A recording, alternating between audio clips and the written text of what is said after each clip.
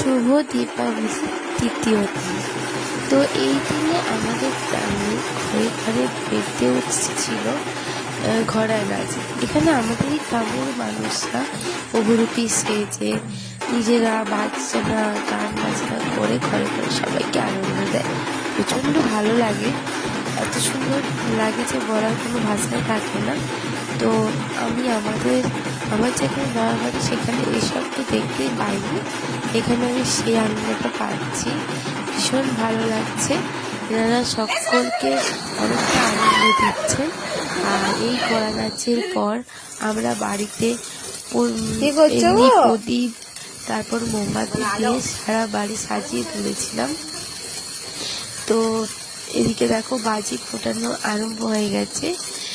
আমাদের একে একে তারাবাতি দেওয়া, বাজি ফোটানো দিয়ে কালী পূজার তৃতীয় দিনটিও আমরা খুব মজা করেছি। তো এবার সকলকে আগাম শুভেচ্ছা রইল ভাই ফোঁটার।